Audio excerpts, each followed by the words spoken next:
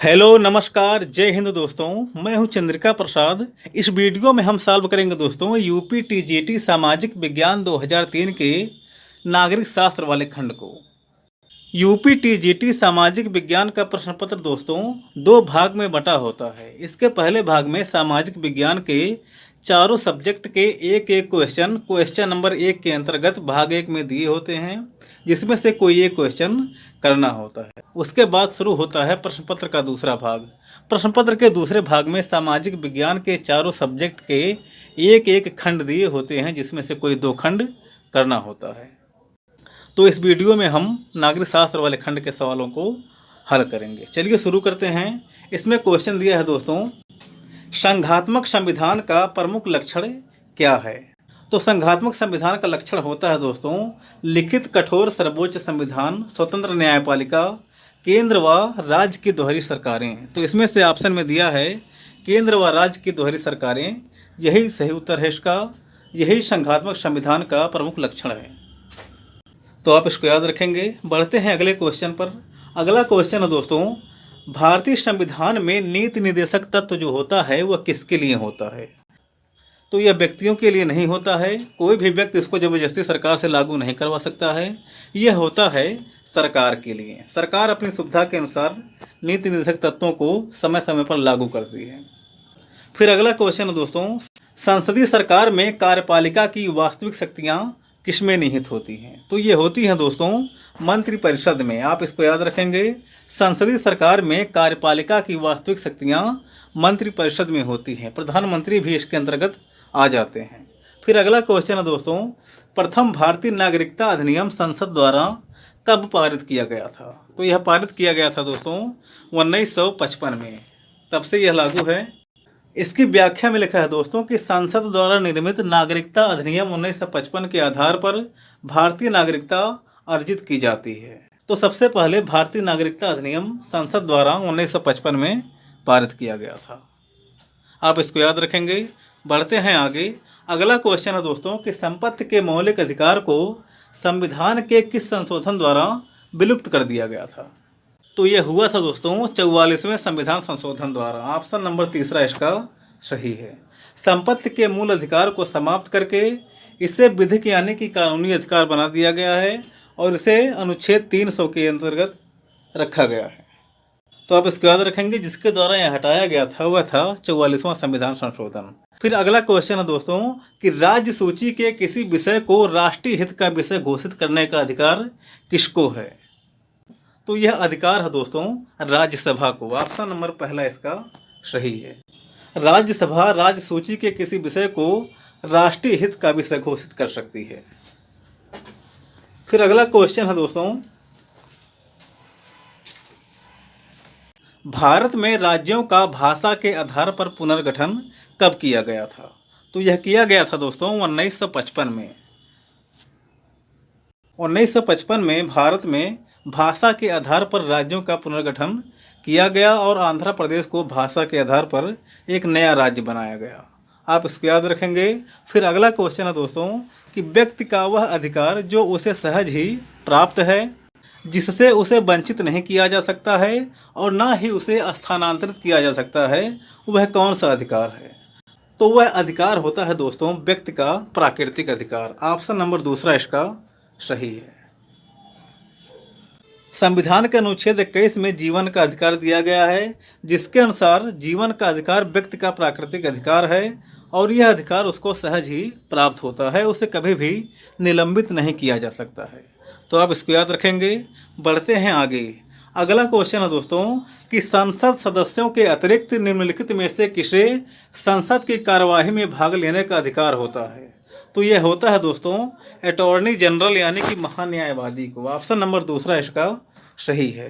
संसद सदस्यों के अतिरिक्त महान्यायवादी को संसद की कार्यवाहियों में भाग लेने का अधिकार होता है, परंतु उसको मत देने का अधिकार नहीं होता है। आप इसको याद रखेंगे। फिर अगला क्वेश्चन है दोस्तों कि अम्बुड्समैन की अवधारणा निम्नलिखित में से किससे संबंधित है। तो यह संबंधित है लोकपाल और लोका आयुक्त से। ऑप्शन नंबर 2 इसका सही है। अम्बुड्समैन की अवधारणा दोस्तों लोकपाल और लोकायुक्त से संबंधित है। फिर अगला क्वेश्चन है दोस्तों कि भारतीय राष्ट्रीय आंदोलन में भाग लेने वाले किस नेता को ब्रिटिश उदारवाद में विश्वास था? तो यह था दोस्तों इनमें से गोपाल कृष्ण गोखले। गोपाल कृष्ण गोखले दोस्तों शुरुआती उदारवादी नेता थे और उनको ब्रिटिश उदारवाद में विश्वास था। बाकी बाल गंगाधर तिलक, लाला लाजपत राय और सुभाष चंद्र बोस आदि गरम दल के नेता थे। अगला क्वेश्चन है दोस्तों, गांधी जी की राष्ट्रीय आंदोलन में सबसे बड़ी देन क्या है? ऑप्शन में दिया है साध्य और साधन की पवित्रता, पंचशील, लोकतंत्रीय समाजवाद और मजदूर आंदोलन। तो इसका सही उत्तर है दोस्तों साध्य और साधन की पवित्रता। साध्य और साधन की पवित्रता दोस्तों गांधी जी का राष्ट्रीय आंदोलन में एक बड़ी देन मानी जाती है। गांधी जी ने इस बात पर बल दिया था दोस्तों कि जैसा साध्य होगा वैसा साधन भी होगा। गांधी जी साध्य और साधन दोनों को ही पवित्र मानते थे, तो आप इसको याद रखेंगे। फिर अगला क्वेश्चन है दोस्तों कि पंडित जवाहरलाल नेहरू किस सन में होम रूल लीग के सचिव बने थे? तो ये शुरू में ही बने थे दोस्तों 1916 में। ऑप्शन नंबर दूसरा इसका सही है, आप इसको याद रखेंगे। बढ़ते हैं आगे। अगला क्वेश्चन है दोस्तों कि किस भारतीय आधुनिक चिंतक को आधुनिक मनु के नाम से जाना जाता है? तो आप जानते ही हैं वह थे भीमराव रामजी अंबेडकर। ऑप्शन नंबर तीसरा इसका सही है। डॉक्टर अंबेडकर को दोस्तों आधुनिक मनु के रूप में जाना जाता है। फिर अगला क्वेश्चन है दोस्तों कि यदि राज्य सरकार राज्य नीति के निर्देशक सिद्धांतों को क्रियान्वयन नहीं कर सकती है तो उसे पालन कराने के लिए कौन बाध्य कर सकता है? तो यह कर सकता है दोस्तों मतदाता। ऑप्शन नंबर दूसरा इसका सही है। राज्य सरकार के संबंध में यह सवाल बना है, आप इसको याद रखेंगे। फिर अगला क्वेश्चन है दोस्तों कि इन तत्वों में से कौन सा तत्व मौलिक अधिकार के अंतर्गत आता है और राज्य के नीति निर्देशक तत्वों के अंतर्गत नहीं आता है? तो 2003 के परिप्रेक्ष्य में दोस्तों इसका सही उत्तर था चौथा। अब इसको मौलिक अधिकार बना दिया गया है, आप इसको याद रखेंगे। फिर अगला क्वेश्चन है दोस्तों, केंद्रीय वित्त मंत्री ने किस वर्ष को ग्राम सभा वर्ष घोषित किया था? तो यह था दोस्तों 1998। ऑप्शन नंबर तीसरा इसका सही है और आप इसको याद रखेंगे। फिर अगला क्वेश्चन है दोस्तों कि जात प्रथा का तत्व क्या है? तो इसमें दिया है उत्तर चेतना बोध। ऑप्शन नंबर पहला, आप इसको याद रखेंगे। बढ़ते हैं आगे। फिर अगला क्वेश्चन है दोस्तों कि भारत में क्षेत्रवाद के उदय का मुख्य कारण क्या है? तो यह है दोस्तों भाषा के आधार पर राज्यों का गठन व निर्माण। ऑप्शन नंबर चौथा। भाषा के आधार पर राज्यों का गठन व निर्माण जो है यह भारत में क्षेत्रवाद का प्रमुख कारण माना जाता है। फिर अगला क्वेश्चन है दोस्तों कि लोकपाल और लोकायुक्त पदों की स्थापना संसद ने किस वर्ष के अधिनियम में पारित की थी? तो यह किया था दोस्तों 1965 के अधिनियम में। ऑप्शन नंबर तीसरा इसका सही है। फिर अगला क्वेश्चन है दोस्तों कि रूसों के सामान्य इच्छा यानी कि जनरल विल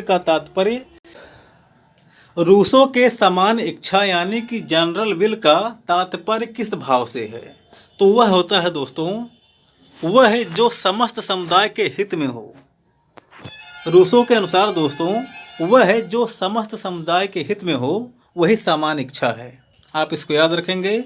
फिर अगला क्वेश्चन है दोस्तों कि राज्य के कितने आवश्यक तत्व होते हैं? तो ये होते हैं दोस्तों 4। राज्य के 4 आवश्यक तत्व होते हैं जिसमें शामिल है जनसंख्या, प्रदेश, शासन और संप्रभुता, आप इसको याद रखेंगे।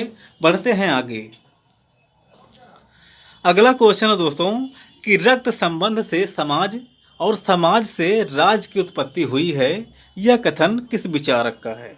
तो यह बहुत ही प्रसिद्ध कथन है दोस्तों मैकाइवर का है। ऑप्शन नंबर चौथा इसका सही है। फिर अगला क्वेश्चन है दोस्तों कि संप्रभुता शब्द का सर्वप्रथम प्रयोग किस विचारक ने किया था? तो आप जानते ही हैं वह था बोधा। बोधा ने दोस्तों सबसे पहले संप्रभुता शब्द का प्रयोग किया था, आप इसको याद रखेंगे। बढ़ते हैं आगे। फिर अगला क्वेश्चन है दोस्तों कि यह कथन किसका है कि स्वतंत्रता और समानता ना तो एक दूसरे के विरोधी हैं और ना ही पृथक, वे एक आदर्श के 2 रूप हैं।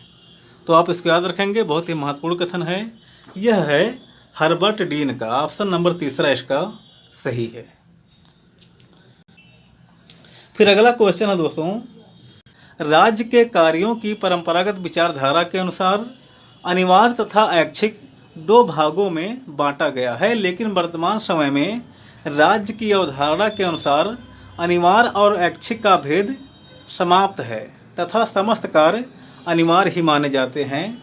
यह इनमें से किससे संबंधित है? तो यह संबंधित है दोस्तों लोक कल्याणकारी राज्य से। ऑप्शन नंबर पहला इसका सही है। वर्तमान में दोस्तों अनिवार्य और ऐच्छिक कार्यों का भेद समाप्त हो गया है। यह कल्याणकारी राज्य का एक लक्षण है। फिर अगला क्वेश्चन है दोस्तों कि राजनैतिक सिद्धांत जो नागरिकों के व्यक्तिगत जीवन में न्यूनतम हस्तक्षेप करे उसे क्या कहते हैं? तो उसको कहते हैं दोस्तों व्यक्तिवाद। ऑप्शन नंबर तीसरा इसका सही है। व्यक्तिवाद राज्य को आवश्यक दोष मानता है जिसमें व्यक्ति की स्वतंत्रता तथा राज्य की सत्ता परस्पर विरोधी वस्तुएं होती हैं। तो आप इसको याद रखेंगे। व्यक्तिवाद दोस्तों नागरिकों के व्यक्तिगत जीवन में न्यूनतम हस्तक्षेप का समर्थन करता है। आप इसको याद रखेंगे। बढ़ते हैं आगे। अगला क्वेश्चन है दोस्तों क्वेश्चन नंबर 29। निम्नलिखित में से कौन सी विशेषता फांसीवाद में पाई जाती है? इसमें दिया है प्रजातंत्र का विरोधी होता है और यही सही है। फांसीवाद दोस्तों प्रजातंत्र का विरोधी होता है। आप इसको याद रखेंगे। अगला क्वेश्चन है दोस्तों, ऐसी शासन व्यवस्था जिसमें संपत्ति व उत्पादन के साधन पर शासन का नियंत्रण होगा, व्यक्तिगत संपत्ति समाप्त होगी और समाज शोषण मुक्त होगा, वह कौन सी विचारधारा है? तो वह है दोस्तों समाजवाद। ऑप्शन नंबर चौथा इसका सही है। ये लक्षण समाजवाद के हैं। फिर अगला क्वेश्चन है दोस्तों कि संयुक्त राष्ट्र संघ के कुल कितने मुख्य अंग हैं? तो संयुक्त राष्ट्र संघ के दोस्तों कुल 5 मुख्य अंग हैं जिसका वर्णन यहाँ पर किया गया है। महासभा, सुरक्षा परिषद, न्यास परिषद, सचिवालय और अंतर्राष्ट्रीय न्यायालय, यह संयुक्त राष्ट्र संघ के 5 अंग हैं। आप इसको याद रखेंगे। बढ़ते हैं आगे। अगला क्वेश्चन है दोस्तों कि लॉक ने कितनी पुस्तकें लिखी हैं? तो लॉक ने लिखी हैं दोस्तों 30 पुस्तकें। ऑप्शन नंबर इसमें जो है पहला सही है, 35 के लगभग। आप इसको याद रखेंगे। फिर अगला क्वेश्चन है दोस्तों कि हाब्स की किस पुस्तक ने उसे अमर बना दिया?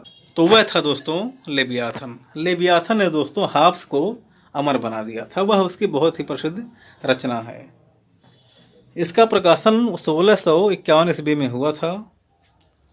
आप इसको याद रखेंगे। बढ़ते हैं आगे। अगला क्वेश्चन है दोस्तों कि जेल सुधार किस राजनीतिक विचारक ने प्रस्तुत किए?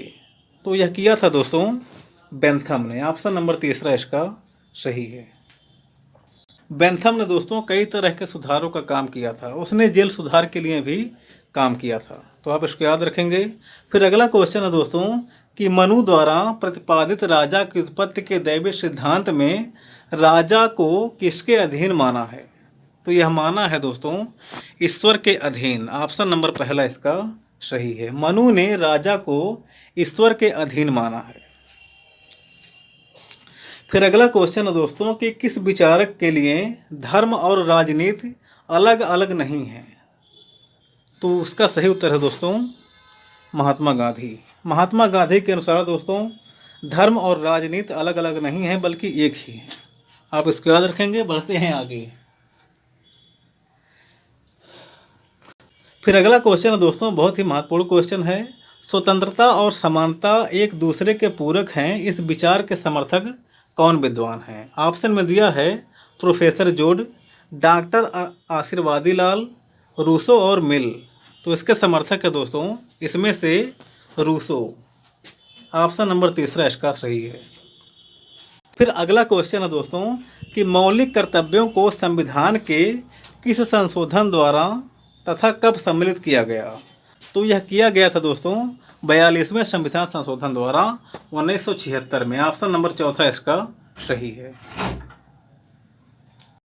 फिर अगला क्वेश्चन है दोस्तों कि भारत में किस कारण से शासन संघात्मक है? तो संघात्मक का लक्षण होता है दोस्तों संघ और राज्यों में शक्तियों का बंटवारा। ऑप्शन नंबर तीसरे में इसमें दिया है संविधान में संघ व राज्यों के मध्य शक्तियों का वितरण किया गया है और यही संघात्मक शासन का लक्षण है। आप इसको याद रखेंगे।